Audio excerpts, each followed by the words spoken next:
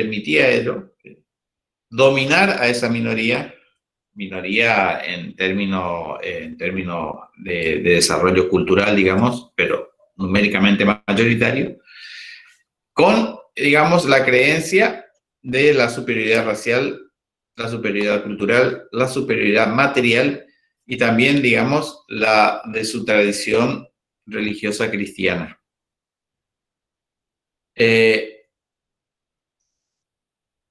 Y la posición desventajosa, digamos, de los dominados que tenían que soportar la opresión, la expoliación y la explotación, digamos, de sus recursos, no solamente sus recursos naturales, sino también de su estilo de vida, porque van a tratar, digamos, en su afán de llevar como excusa, ¿no? De llevar la civilización y el progreso a esos pueblos atrasados, las minorías dominantes van a imponer o tratar de imponer, digamos, sus costumbres, sus tradiciones y sus creencias a esos pueblos.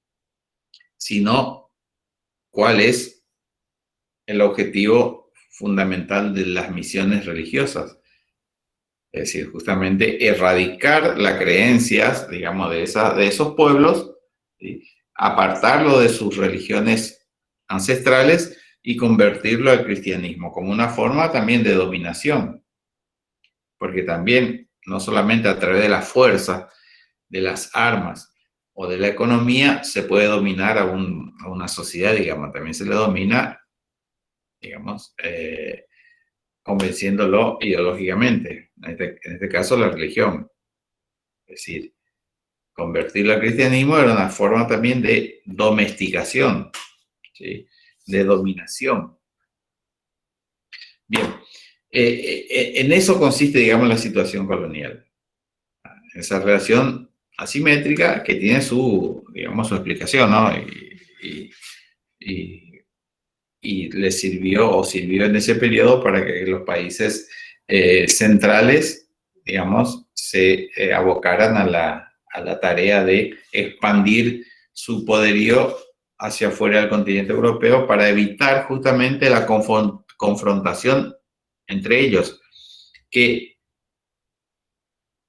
inevitablemente, inexorablemente iba a llegar más tarde, que fue justamente el inicio de la Primera Guerra Mundial.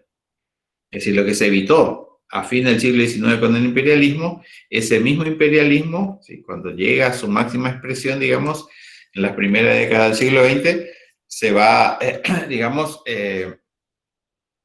va a provocar el enfrentamiento interimperialista que va a culminar con la Primera Guerra Mundial. En los textos que yo le envío están explicados más o menos estas situaciones. Bien, entonces me faltaría enviarle esta parte del imperialismo, o sea que no le envié, y como el imperialismo, retomando lo que dije recién, finaliza, digamos, drásticamente, digamos, con la Primera Guerra Mundial en el enfrentamiento de los países centrales, ¿sí? La salida de esa gran guerra, digamos, va a modificar también la situación mundial. Y ya en la primera década del siglo XX, después de esa contienda, digamos, en donde las potencias triunfadoras, ¿sí? Y las potencias vencidas van a comenzar un proceso de reacomodamiento, no solamente geopolítico, sino también, digamos, de reconstrucción económica. Todo el periodo que va, desde 1850 prácticamente adelante, el periodo de la Gran Depresión, el desarrollo del imperialismo, ¿sí?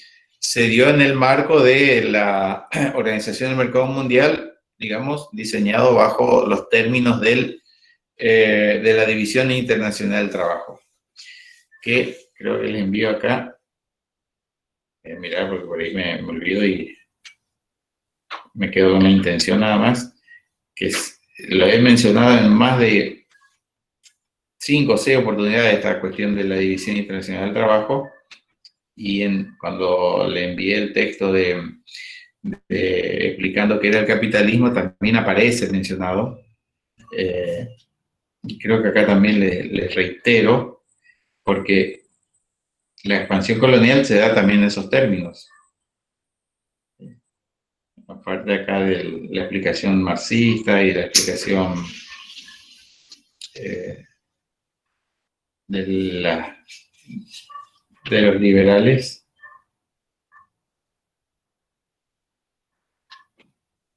Acá. Este texto dice la nueva División Internacional del Trabajo. No es muy extenso, pero básicamente lo que hemos desarrollado acá. ¿Sí?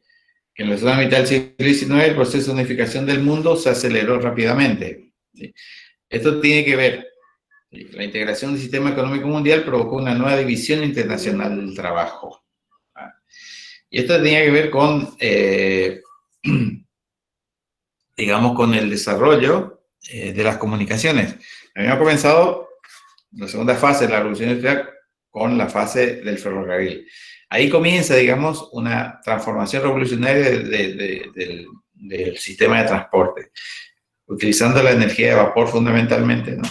Y el desarrollo del transporte ferroviario y el transporte de navegación a vapor, que va a implicar, digamos, el acercamiento del mundo, digamos, y también va a acelerar las comunicaciones.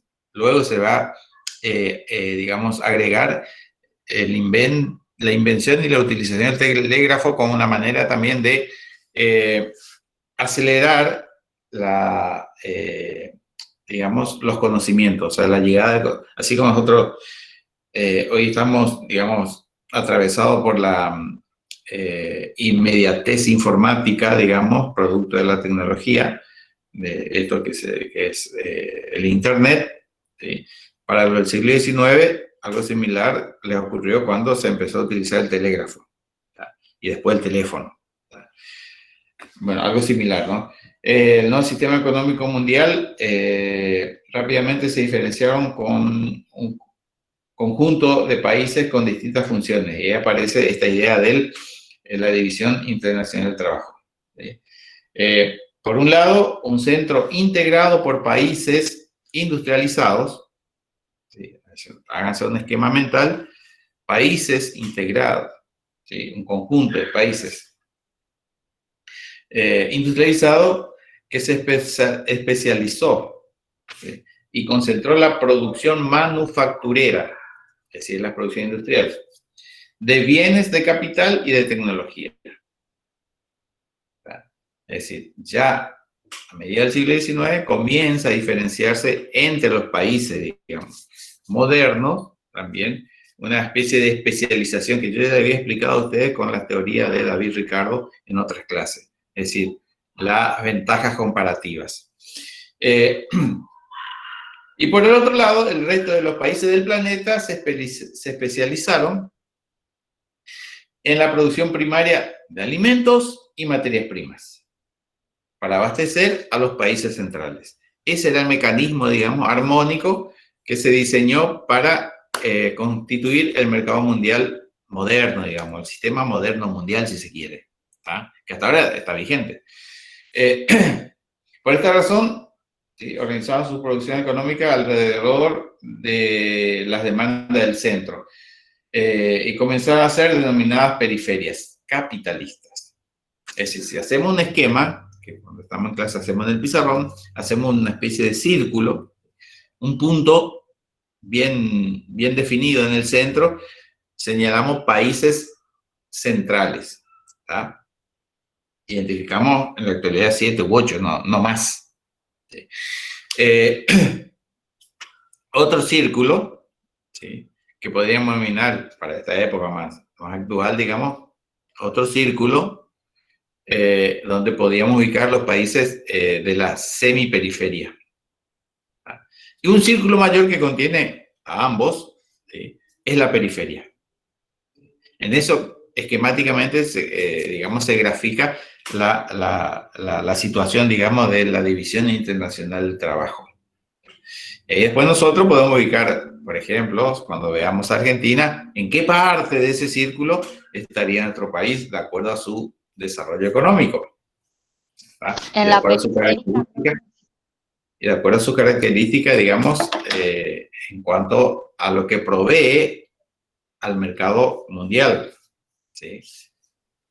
Y sí, prácticamente la Argentina, como insiste de su fundación como Estado moderno, digamos, se empecina en ser proveedor de materias primas dentro de la categoría de los alimentos. Por lo tanto, estamos, digamos, condenados hasta ahora a recibir la denominación de periferias capitalistas. Somos una economía capitalista, pero periféricos. Estamos en el sistema capitalista, pero somos de la periferia.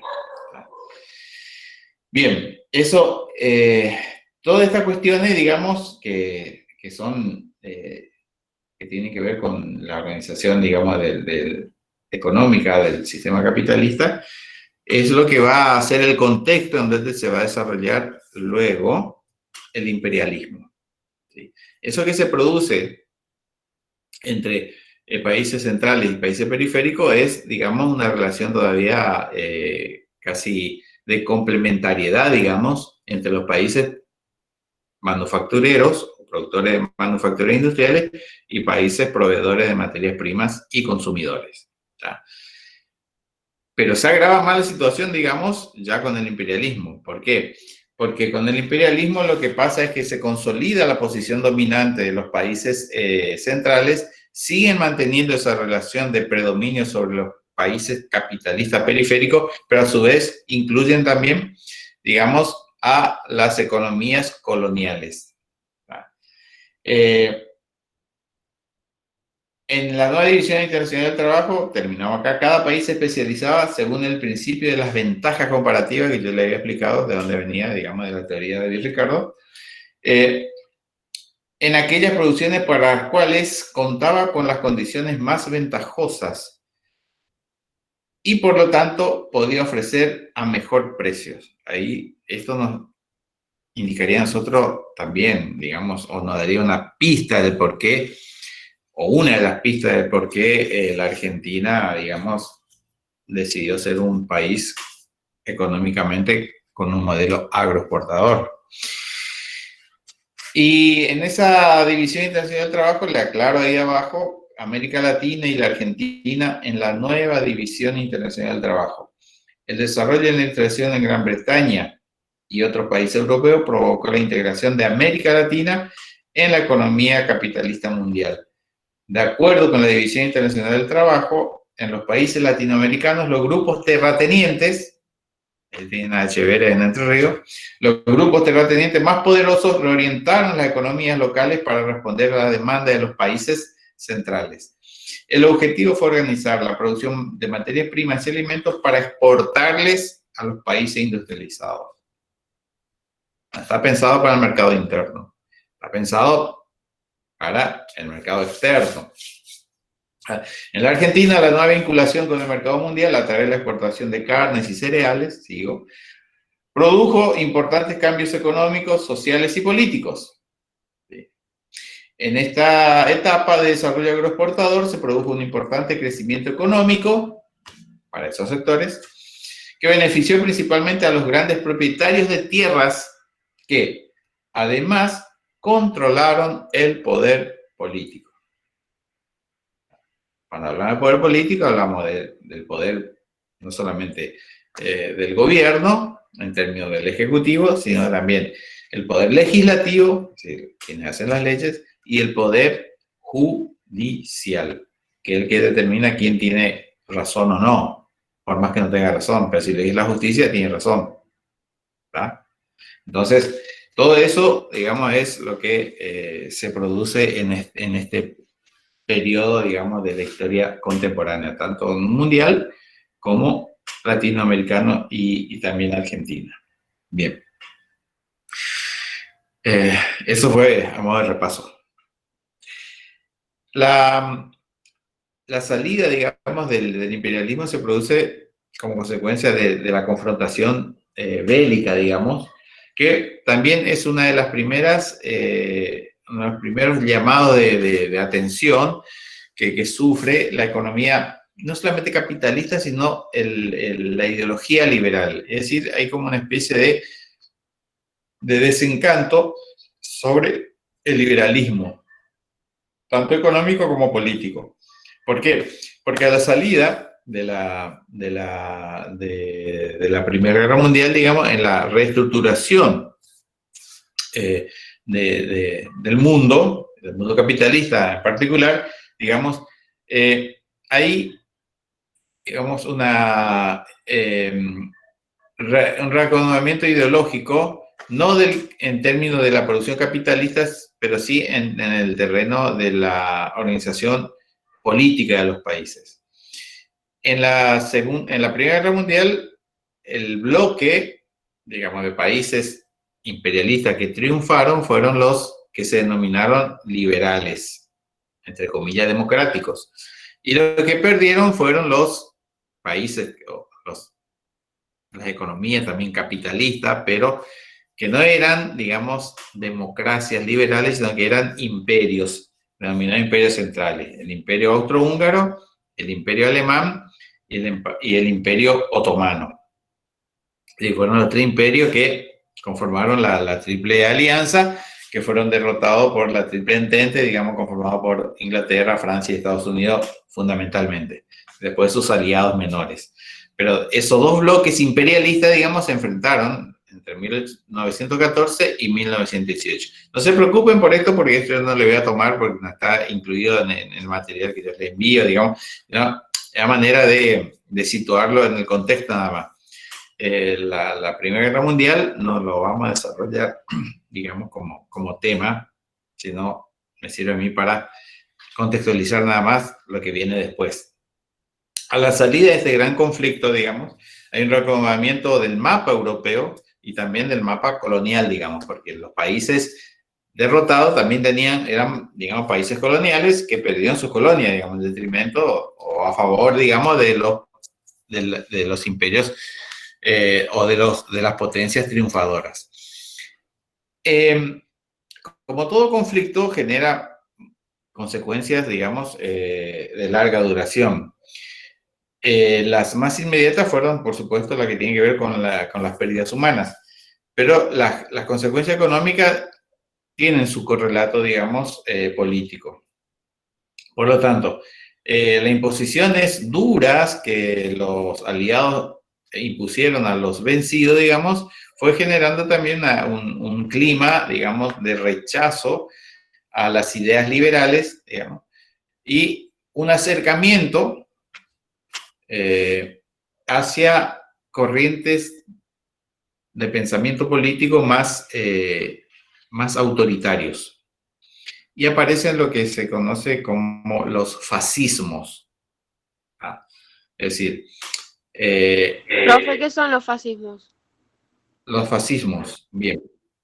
El fascismo es una corriente de pensamiento, digamos, que se manifestó en el ámbito político, fundamentalmente después de la Primera Guerra Mundial, si bien es anterior la idea, digamos, pero que se manifestó y se puso en práctica después de la Primera Guerra Mundial en varios, digamos, escenarios políticos de Europa y también del mundo capitalista en general. En donde primero se manifiesta fuertemente va a ser en Italia, con Benito Mussolini, que va a crear un partido fascista, digamos, que le permite llegar al poder. Además, organiza un Estado, digamos, autoritario, es decir, contrario a lo que sería un Estado democrático. Es decir, el fascismo está muy ligado a lo que sería un gobierno dictatorial. Si bien tiene algunos visos de, digamos, alguna especie de de disfraz de instituciones parlamentarias, en realidad está dirigido por una fuerte figura, digamos, en el caso de Italia, por Benito Mussolini. En el caso de España fue, digamos, el acceso al poder tras una guerra civil cruenta del general Francisco Franco. En el caso de Alemania, digamos, fue justamente como consecuencia de la derrota del imperio prusiano, digamos, se había creado una república liberal, digamos, llamada República de Weimar, en donde participaban, digamos, los partidos políticos en contiendas electorales que permitían renovar la autoridad, digamos, democráticamente electa. Pero, digamos, la situación económica no le fue muy, digamos, muy favorable a esas experiencias, y también como consecuencia de las duras condiciones que los vencedores impusieron a Alemania, como fue la principal potencia, digamos, a quien se le acusó de haber iniciado la guerra, esas condiciones de reparación de guerra que le impusieron, que consistía en indemnizar a los triunfadores, digamos, es decir, pagarle los daños y perjuicios provocados por la guerra a Francia y a Inglaterra, que fueron los vencedores, digamos, junto con Estados Unidos. Esas condiciones generaron, digamos, penurias económicas en la sociedad alemana, que prontamente se desencantó de la República de Weimar, digamos, y cayeron, digamos, víctimas de la prédica nacionalista que comenzó a utilizar un partido nuevo, digamos, con muy pocos adeptos, casi marginal, que era el nacionalsocialismo o el Partido Obrero Socialista Alemán, llamado nacionalsocialismo o nazis, que tenía como líder, digamos, entre otros, a Adolfo Hitler. Para 1933 logran, digamos, hacerse del poder político, y de ahí en más comienzan a organizar también un Estado autoritario, digamos, donde existía, digamos, en forma de figurativa nomás, el Parlamento y el sistema judicial, todo existía, pero en realidad el gobierno dictatorial lo ejercía Adolfo Hitler. Esos son, digamos, los ejemplos de fascismos y nacionalismos extremos.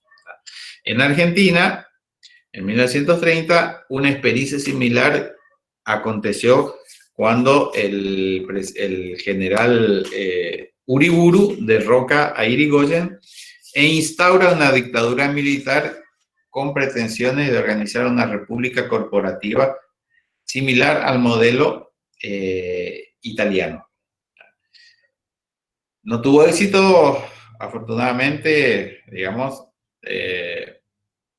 la política británica y los conservadores de la política argentina evitaron que siguiera con esa experiencia, digamos, y a los 2 años tuvo que dejar el poder, llamar a elecciones fraudulentas, pero elección al fin, y volvieron los conservadores al poder, ¿sí? Excluyendo o proscribiendo al radicalismo de esas contiendas electorales, porque, digamos, era la única forma que tenían los conservadores de llegar al poder, ¿tá? Sin la participación de aquellos radicales, verdaderos radicales, que eran irigoyenistas, digamos, no los radicales ahora que no tienen nada que ver con esa historia, ¿tá? Bien, así varias experiencias en el mundo fueron, digamos, surgiendo como desencanto del sistema liberal. Entonces, otra vez el mundo, de entreguerra, digamos, entre lo que sería la primera y lo que va a ser la segunda, digamos, hubo una disputa por modelos políticos dentro del capitalismo. Los sistemas liberales, democráticos, digamos, y los sistemas autoritarios, que seguían dentro del sistema capitalista. Y en medio, digamos, del conflicto armado, que fue la Primera Guerra Mundial o la Gran Guerra, también se produjo una revolución que conmocionó al mundo, digamos, ¿sí? Después de aquella gran revolución francesa de fin del siglo XVIII, esta revolución de principio del siglo XX, conocida como la Revolución Rusa, digamos,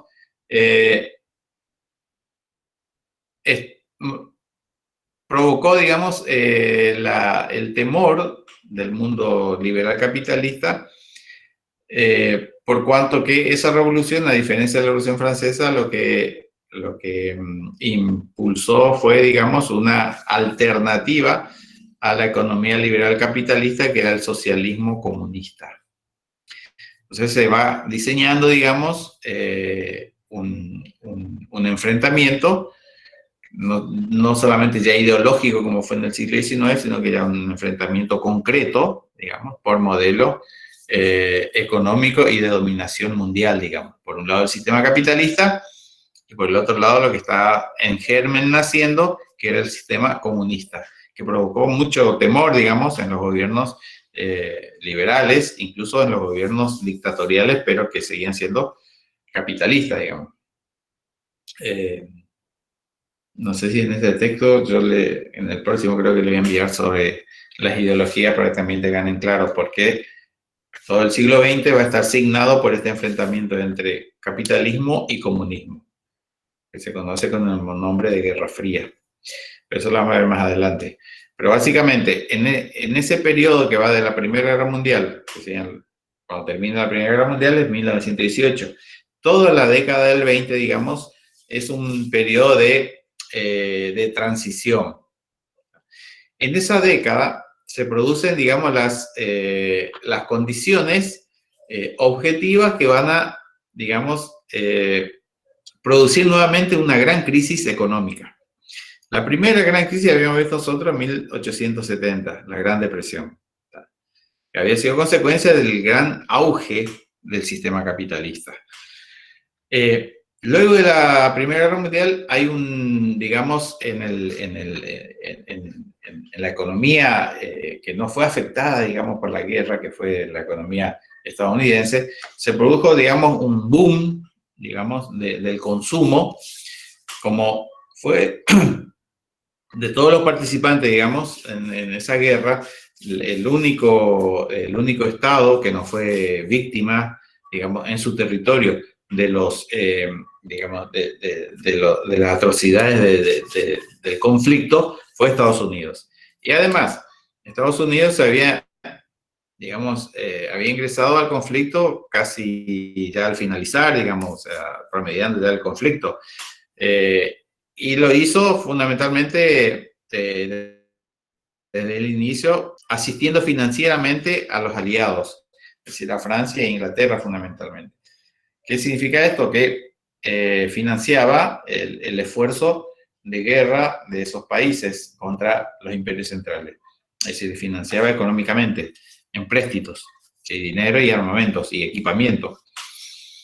Que al finalizar la guerra, digamos, esos dólares que invirtieron para apoyar a los combatientes europeos, digamos, y después su mismo esfuerzo bélico, tenía que ser devuelto. Y lo tenían que devolver los países que fueron, digamos, beneficiados con ese préstamo y arriendo, se llamó digamos, la ley por la cual Estados Unidos asistió a esos países.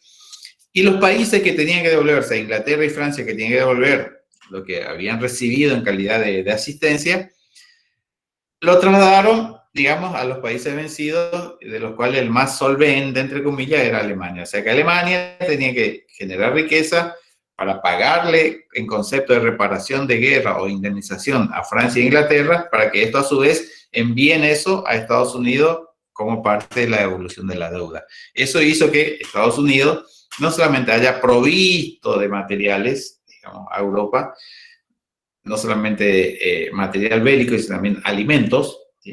Sino que también esa asistencia generó, digamos, la producción industrial fenomenal en Estados Unidos, y al finalizar el conflicto, la llegada de la recuperación, digamos, de esos préstamos también inundó el mercado financiero estadounidense de divisas como para seguir, digamos, expandiendo su economía. Eso hizo que toda esa generación, digamos, los locos años 20, le llamaban los yanquis, se vio, digamos, beneficiada la sociedad estadounidense de esa bonanza económica que generó una especie de clima, digamos, de relajación y de optimismo, y aparece, digamos, por primera vez una sociedad de consumo, una sociedad de masa de consumo, que demandaba bienes durables. Aparece ahí digamos, un desarrollo económico diferente al clásico, en donde se combinan también varios factores, pero dos fundamentalmente en el desarrollo industrial norteamericano, que después se va a exportar a todo el mundo capitalista, digamos, que era la gestión científica del trabajo diseñado por Frederick Taylor, un ingeniero que, digamos, diseñó una teoría para optimizar el trabajo de los obreros en las fábricas y quitarle el monopolio, digamos, a los técnicos y a los ingenieros en cuanto a la dirección de la producción, que pasó de esas manos a las manos de los gerentes. Los gerentes se preparaban, digamos, en esas teorías para optimizar la labor de los operarios sin que signifique pérdida de tiempo y generar de esa manera mayor rentabilidad.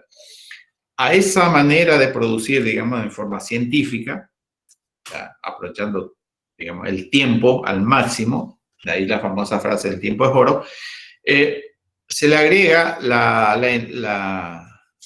idea, digamos, casi innovadora, no tanto, pero para la época sí, de un granjero que comenzó a fabricar automóviles de nombre Henry Ford, que adopta esas teorías y le agrega, digamos, un plus, digamos, a ese trabajo científico, pagándole el doble del salario estándar, digamos, en la época, a sus propios operarios para captar las mejores manos de obra, digamos, y tener mayor productividad. Y además, no solamente captar, digamos, mano de obra especializada, sino también que sus propios obreros, ¿sí?, pudieran comprar lo que él producía o lo que su fábrica producía. ¿Qué producía su fábrica? Automóviles. Entonces, todos los obreros de Ford podían con su sueldo no solamente mantener su familia, sino que comprar también su propio automóvil. Eso generó una revolución, digamos, en el mundo industrial norteamericano que, digamos, afectó a la competencia, que para seguir digamos, en el juego tuvieron que también adoptar ese tipo de medida para no perder el mercado, digamos. Eso generó un optimismo generalizado en la sociedad estadounidense, en donde, digamos, se desarrolla una especie de burbuja financiera, y coincidía también con una etapa en que los granjeros, digamos, que habían sido orientados por el Estado durante la guerra a producir más para proveer la demanda europea en guerra, digamos, de alimentos, para afrontar esa demanda se habían endeudado con los bancos para comprar más tierra, maquinarias, semillas y fertilizantes para mayor productividad, digamos. Cuando a mediados de la década del 20 las economías europeas comenzaron digamos, a restablecerse, la demanda de esos productos comenzó a disminuir, afectando inmediatamente a la producción agrícola ganadera estadounidense.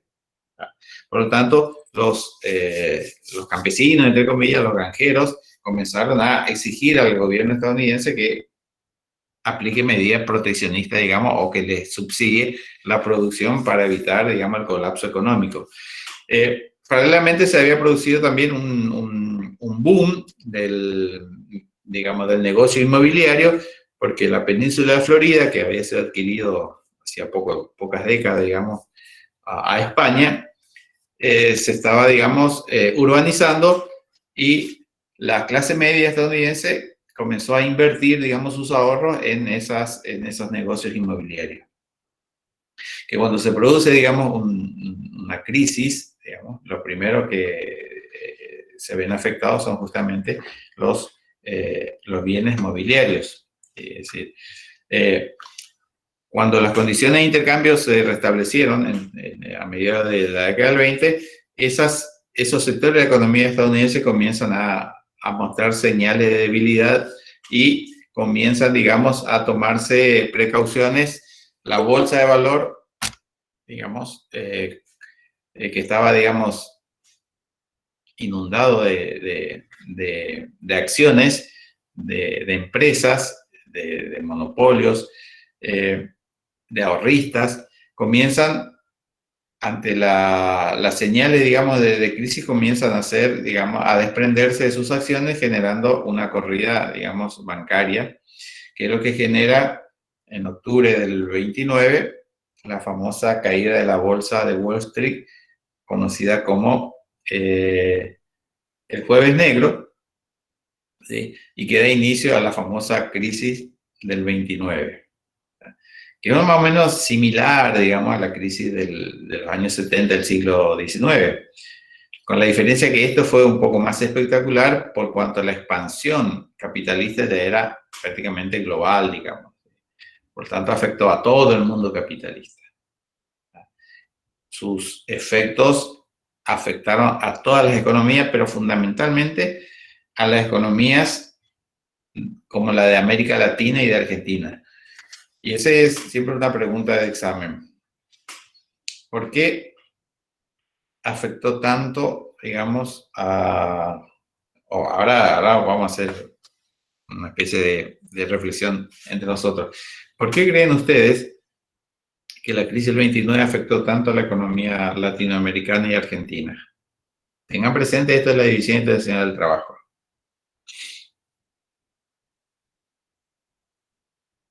Recién les comenté, mientras piensan, recién les comenté que en el año 30 una experiencia fascista se dio acá en Argentina de la mano del general Uriburu, ¿sí?, que derrocó al presidente Irigoyen. Y dije el año, 1930. La crisis fue octubre de 1929.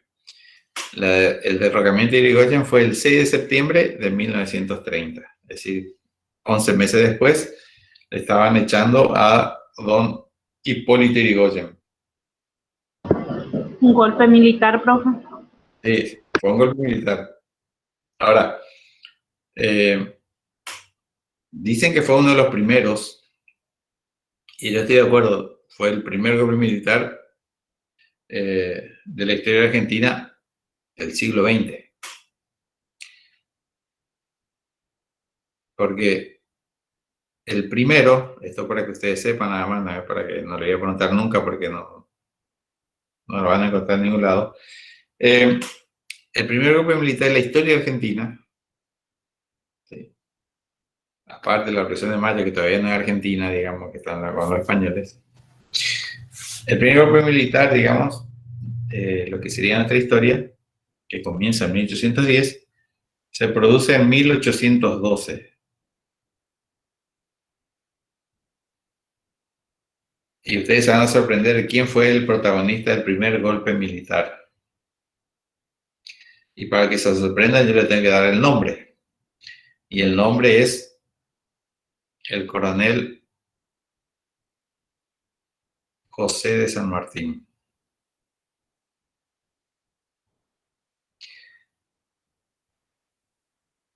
¿Acaso él no nos liberó, profe? ¿Cómo? ¿Acaso él no nos liberó, supuestamente? Porque eso es Muy lo que bien. nos la historia. Está muy bien empleado esa última parte de su afirmación, supuestamente. Por eso. Profe, disculpe, en esa fecha fue que el primer triunvirato se le derrocó, algo así, más o menos. Sí, fue el primer triunvirato donde el que dirigía ese triunvirato era don Bernardino Rivadavia.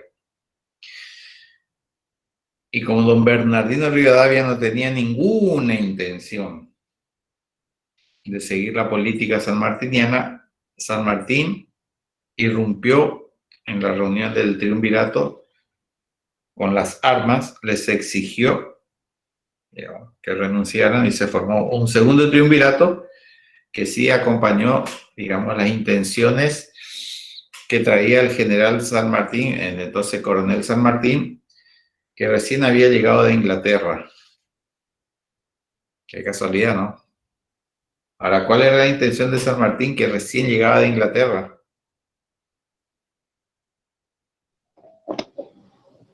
Yo supongo que era el tema de la libertad. Sí, es Ya lindo.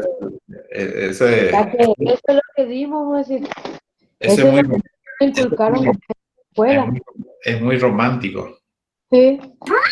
Porque eso es lo que, eso Profe, no le quería dar. eso es lo que nos enseñaron en la historia argentina y que ustedes van a seguir repitiendo a sus alumnos. Yo ya le di una señal. Golpe militar. ¿De dónde venía San Martín? Profe, no, ¿De dónde? o sea, quería liberar las tierras argentinas para Inglaterra. ¿Estaba No, aliado con Inglaterra? él venía, digamos, como una misión que le habían dado en Inglaterra para terminar con el dominio español, pero no para liberar como se cree, digamos, como creemos nosotros, sino para disgregar, es decir, para separar, porque el Río de la Plata tendría que haber sido un solo país.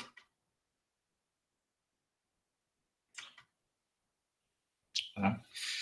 Pero como a los ingleses no les convenía, digamos, que la América española se uniera, había que fragmentarla.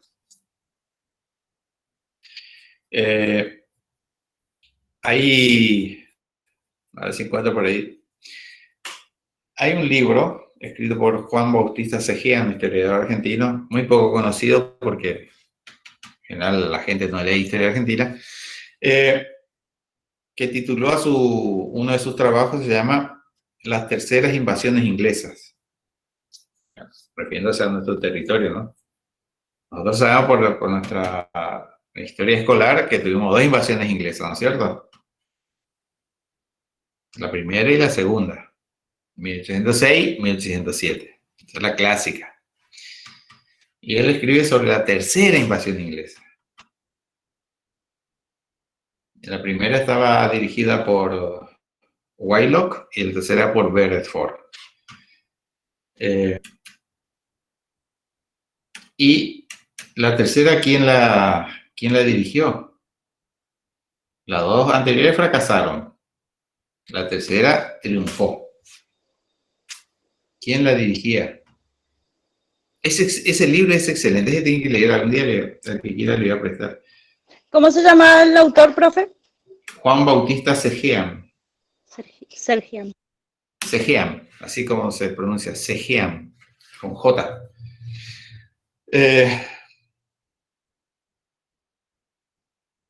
No se imaginan quién dirigía la tercera invasión inglesa, ¿no?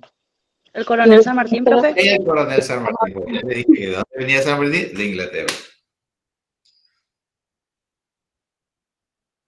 ¿Cuántas cosas no enteramos por la historia? Pero bueno, eso lo vamos a retomar cuando veamos Argentina. Pero, O sea que su intención no era liberarnos nosotros, sino que era dividir Dividir el río de la el Río de la Plata. exactamente. Tengan en cuenta ustedes que nosotros nos ponemos en la figura de San Martín y pensamos que San Martín es argentino. Pero San Martín nació en no se sabe bien qué año nació, pero más o menos se cree que nació en 1776. Entre el 76 y el 78 está, digamos, el año de su nacimiento. No se sabe con certeza en qué año nació, pero está entre esos dos años, 1776 o 1778, más o menos entre esos años, digamos, nació San Martín en las misiones jesuíticas de Yapeyú, la actual provincia de Corrientes. ¿Sí? Bien. A la temprana edad de 5 o 6 años ya se fue al centro de su patria, digamos, que es España. Se fue a estudiar. Porque él nació español. Profe, volviendo a la pregunta de examen. ¿Cómo? Volviendo a la pregunta de examen. Yo encontré acá en el libro que dice las zonas vulnerables fueron las centrales, que centraban su actividad primordial en la producción y la exportación de materias primas, dado que se encontraban los precios en declive y una enorme reducción de la demanda de sus exportaciones. Exportaciones, sí. Porque tenían materia prima y se redujo la demanda de sus exportaciones. ¿Puede ser esa parte?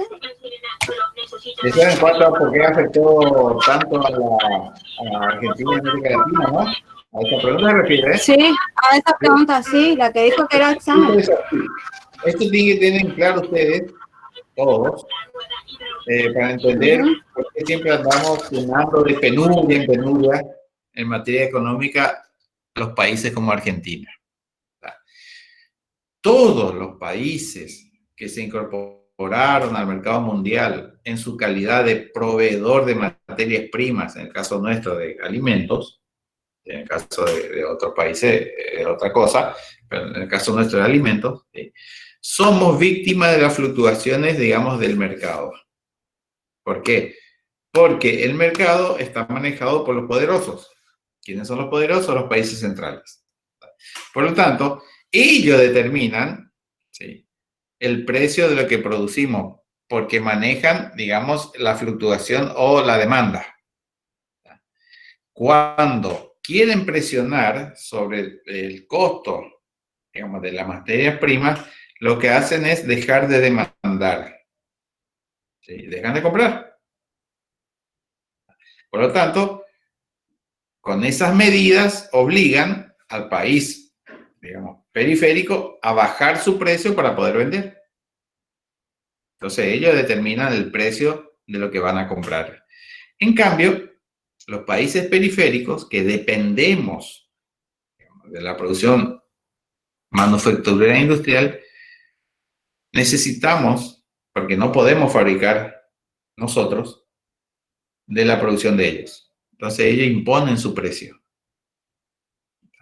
Y si no podemos comprar, porque estamos secos, nos dan la plata. Se llama empréstito. Entonces, como queremos comprar, aceptamos, digo queremos en forma personal, pero estamos hablando como país, digamos, como Estado, digamos, como sociedad, a través de los gobiernos, se aceptan, digamos, o se solicitan y se aceptan esos préstamos para, digamos, obtener divisas para el intercambio comercial.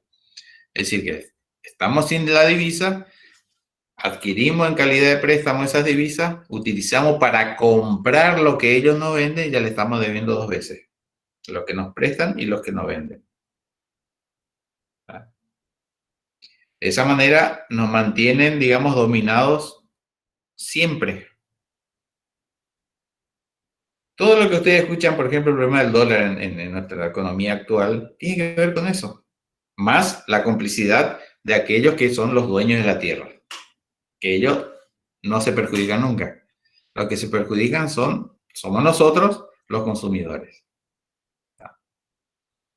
Porque lo que hacen los dueños de la tierra ahora, por ejemplo, que no están vendiendo sus granos, ¿sí?, es porque ellos tienen para aguantar, digamos. ¿Sí? Entonces lo que generan es que no entre divisas al país porque ellos no están vendiendo. Como nosotros no vendemos productos manufacturados afuera, nuestra industria nos genera dinero, nos genera riqueza, digamos, para el país, apenas para el consumo interno. Dependemos de los granos que se venden hacia afuera para que entren dólares.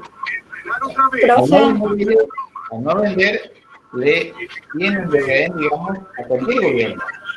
Entonces, si quieren que vendamos, devalúen. ¿Para qué quieren que devalúen? Para que el costo lo paguemos todos nosotros, porque ellos van a vender a $1 caro y van a pagar sus obligaciones a $1 barato. O sea, nunca pierden. Esos son los atorrantes que, por ejemplo, como los Echeverría en Entre Ríos, dominan, en este caso la provincia, y en el caso del país, los grandes terratenientes. Que si ni siquiera el gobierno, con todos los recursos que tiene, no puede contra ellos. Anoche, por ejemplo, profe Cano, además, dice, en esta etapa de desarrollo agroexportador se produjo un importante crecimiento económico que benefició principalmente a los grandes propietarios de tierra que además controlaron el poder político. Ni siquiera necesitan llegar al gobierno para controlar el poder político. Esa es nuestra situación. Por eso, para salir de esta, digamos, de esta especie de destino que nos agobia, nuestra economía como país tiene que cambiar de matriz. Recurso tiene muchas materias primas. Recurso humano tiene muchos científicos. Lo que falta es que la sociedad entera deje de pensar que la Argentina es rica porque tiene suelo fértil. Tiene suelo fértil, pero la tierra fértil es de unos poquitos que se enriquecen cada vez más a costilla de la mayoría, porque el resto del país se sigue empobreciendo. Entonces, una forma de cambiar la mentalidad de una ciudad no se da de la noche a la mañana. La tarea va a caer siempre o recae siempre sobre la espalda de la educación. En la educación están los que aprenden y los que enseñan. Y lo que aprenden de acuerdo a lo que le enseñan. Es decir que el que enseña tiene que estar bien enseñado para enseñar estos cambios. Pues si no, se sigue repitiendo la misma historia. Por eso es tan importante en la formación docente esto que se llama historia. Desde que a muchos no le gusta, le aburre, no le interesa, lo hacen, la mayoría, el 99,9% lo cursa porque está en primer año y tiene que aprobar sí o sí para seguir la carrera, pues si no estuviera estarían mucho más felices. Y el hecho de que justamente en el sistema educativo la historia, ¿sí?, sea cada vez más relegada, o cualquier materia que tenga que ver con la posibilidad de pensar, como puede ser la filosofía, siempre están relegados a un segundo plano, digamos. ¿Por qué? Porque a los que dominan no les interesa que la mayoría piense, que piense críticamente. Es más fácil dominar al tonto. Encima el tonto se va a poner a favor del que le explota. Lectura obligatoria. No para el examen, sino para la vida de ustedes. Arturo Jaureche. El medio pelo en la sociedad argentina. Un libro agradable, da gusto leer, tiene información. Es decir, así como nosotros por ahí vemos muchas veces con admiración, con envidia, como fuere, a otros países, ¿sí?, todos los países adolecen de defectos y de virtudes. Pero está en su clase intelectual, digamos, diseñar el modelo de país que beneficie a la mayoría. No digo a todos, porque eso es imposible, salvo que esté en el paraíso, qué sé yo, o en la utopía de Tomás Moro, no creo que el 100% puede ser, digamos, objeto de la felicidad plena, digamos. Pero que una función, digamos, de la política fundamentalmente, que es la búsqueda del bien común, ¿sí? Es esa. Y esa búsqueda del bien común está en manos de los intelectuales. ¿Y quiénes son los intelectuales? Los que enseñan. Para eso estudian. Nadie estudia por estudiar nada más. Estudiamos para pensar. Algunos creen que estudiando van a ganar plata, ¿no? No se gana plata estudiando. Con ese criterio, Macri sería un pobre menesteroso porque nunca estudió. Se puede hacer muchas cosas más redituables sin estudiar. Pero sobre la espalda del que estudia, el intelectual, digamos, recae la obligación de pensar una sociedad más justa y equitativa. Por supuesto, eso pasa y parte de un convencimiento personal.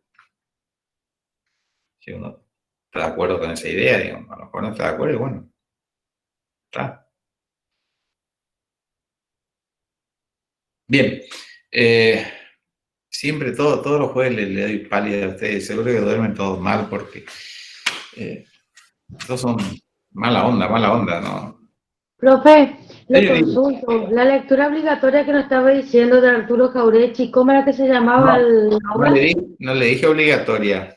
O sea, Pero para nuestra vida y es hacerla obligatoria para, digamos, una cuestión personal. de realización personal, digamos. Que no es necesario que lean para rendir, nada por el estilo, sino para cuando tengan tiempo por ahí, quieran leer algo interesante, lean ese libro. Hay varios libros de Jauretche, pero ese en particular es bueno leer para entender el comportamiento del argentino. Profe, Señorita. una pregunta, volviendo a la crisis del 29.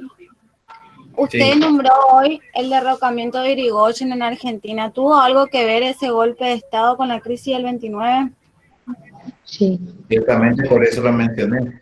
Porque ningún gobierno democrático, digamos, o no, pero ningún gobierno se le puede provocar, digamos, una desestabilización o una caída si es que la economía anda bien. Cuando se pone, digamos, de mal humor, esto tampoco es 100% exacto, ¿no? Generalmente la población, digamos, la opinión pública que se arroga, digamos, la facultad de representar a la población en general, aunque no lo sea, pero es la opinión pública la que dirige, digamos, el estado de ánimo político de una sociedad en determinada época.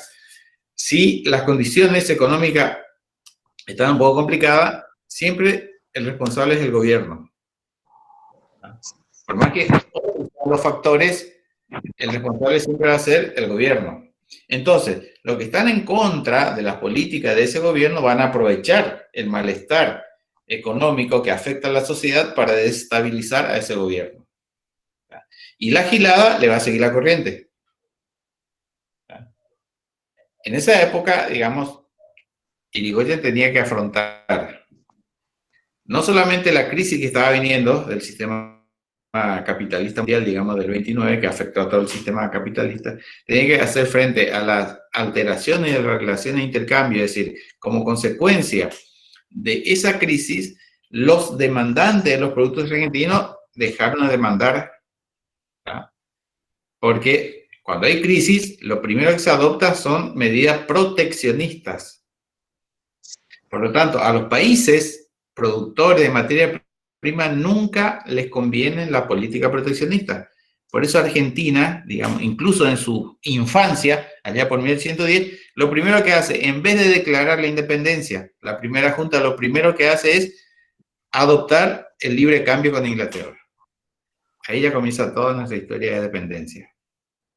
Ni siquiera declararon la independencia, ya adoptaron el libre cambio. Y toda la historia de Argentina se manejó en base a esa política librecambista. ¿Por qué? Porque eso es lo que le conviene a los dueños de la tierra. Porque si hay política proteccionista, si Argentina adopta política proteccionista, en represalia, los países centrales van a aplicar política proteccionista para nuestra producción primaria. Por lo tanto, no nos van a comprar. Y como hay otros lugares donde pueden conseguir lo que pueden conseguir acá, los que se cobraban son los de acá. Y los de acá son los dueños de la tierra. Y como son los dueños de la tierra, son los dueños del poder político. Por lo tanto, deciden siempre por el libre cambio. Y el libre cambio perjudica al resto de las economías del país que no producen lo que produce la tierra. Joroban a los empresarios que quieren producir, digamos, manufactura industrial. ¿Por qué? Porque a ellos no les conviene, digamos, el proteccionismo. Es una lucha de la historia económica argentina desde siempre. Proteccionismo versus libre cambio. Unitario versus federales. Industrialista versus el campo.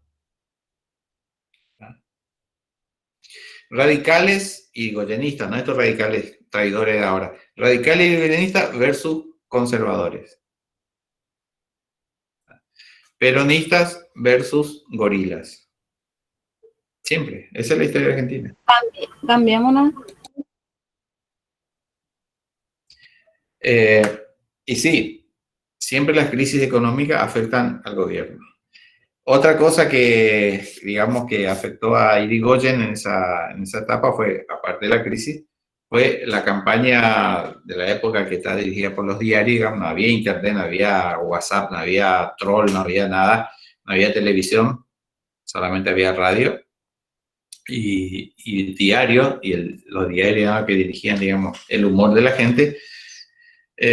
A través de los diarios, sí, cotidianamente había una constante campaña de desprestigio hacia la figura presidencial.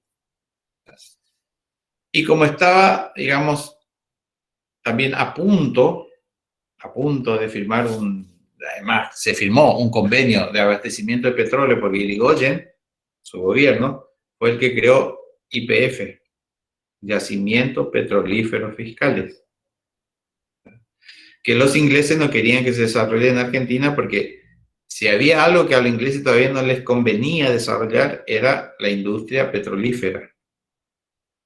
¿Por qué? Porque la industria del petróleo favorecía al capitalismo yanqui, porque los yanquis estaban desarrollando la industria automotriz. Por lo tanto, necesitaban petróleo. Construcción de caminos, obra pública. Los ingleses tenían de la década del 50 del siglo XIX la industria ferroviaria, o sea, su negocio estaba en el ferrocarril. Por lo tanto, trataban de evitar que países como Argentina desarrollen la industria, digamos, automotriz y la industria de la extracción del petróleo. ¿Por qué? Porque ya los estadounidenses estaban compitiendo, digamos, con ellos por el transporte.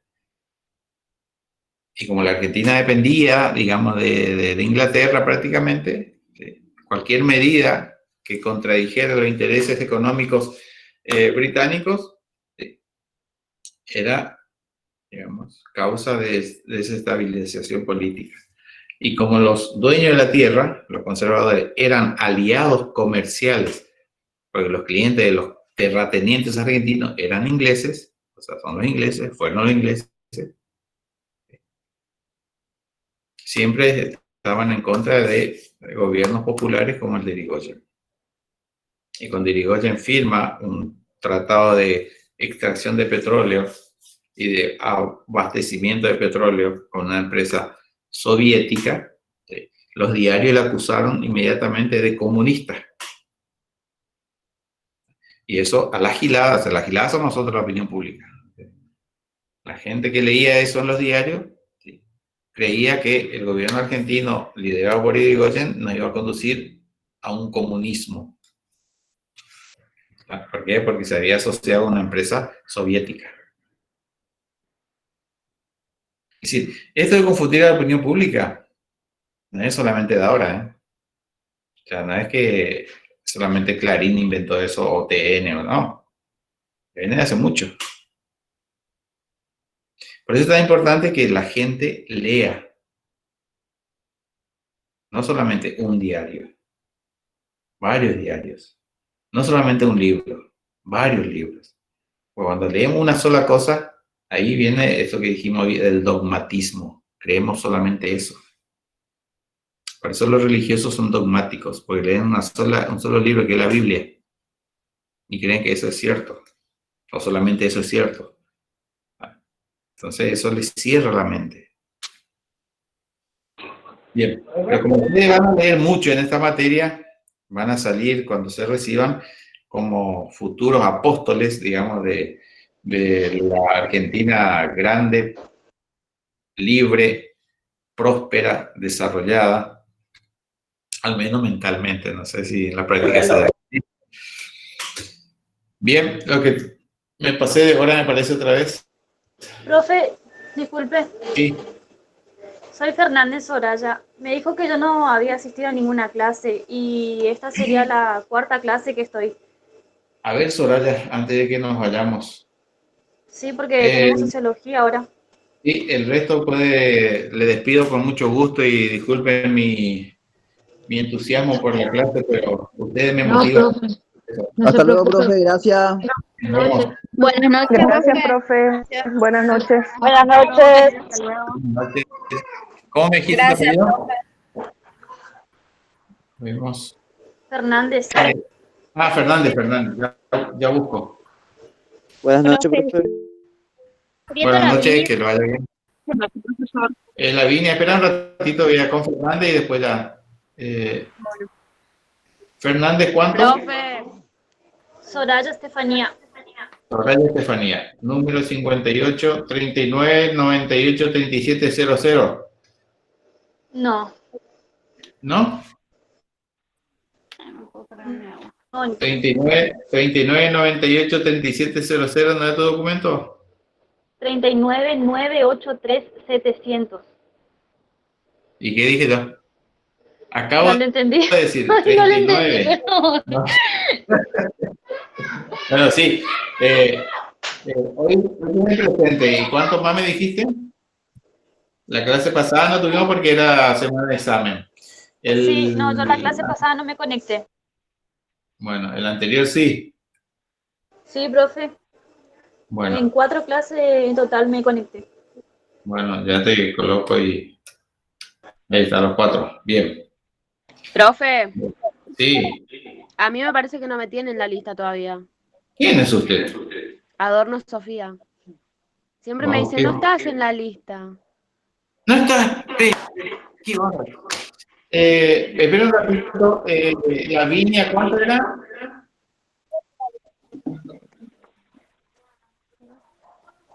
O ya se fue la viña.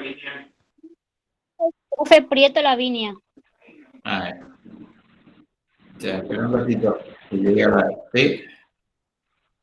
P. Acá está.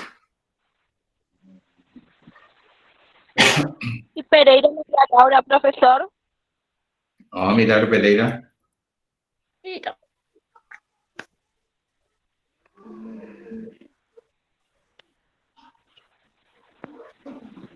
Acá está. Pereira, ¿cuánto? María Laura. María Laura. Sí, estás en la lista. Para que le coloque a Lavinia. Lavinia presente. Y después María Laura. Sí. Presente. Ahí está. ¿Listo? Profe, Sí. Souto Claudia. Camila. Sí, señor. Souto. Espera un ratito.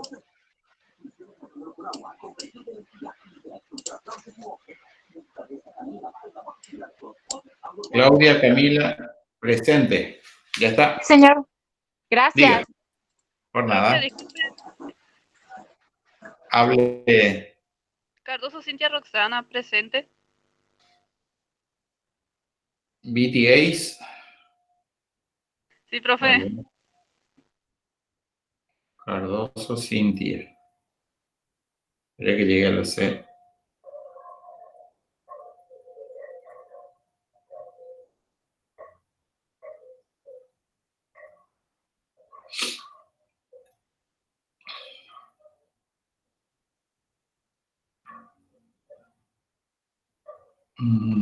Profesor, Cintia Roxana.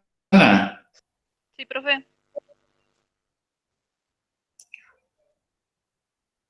Ya está. Gracias, profe. Presente. Nos vemos. Diga. cuando terminen con la asistencia quería hacerle una consulta, profe, por favor. Me parece que ya están todos. Profe, me agregó a su lista. ¡Ah! Me salvo. ¿Cómo era? Adorno Sofía Magdalena. Adorno. Vamos a la A. A ver. Tengo a Chucarro, a Borro, a Alegre, a María. Alzame, no hay Adorno. Pero tenemos que agregar.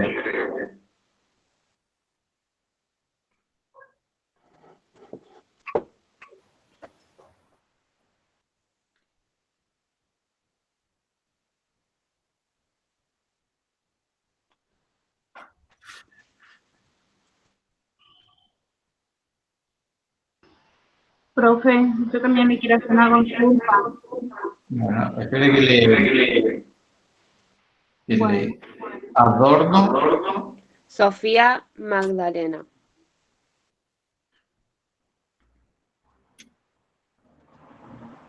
Sofía Magdalena. Profe. ¿De dónde viene su nombre? El documento Magdalena, Le digo. por favor. 40, Sí.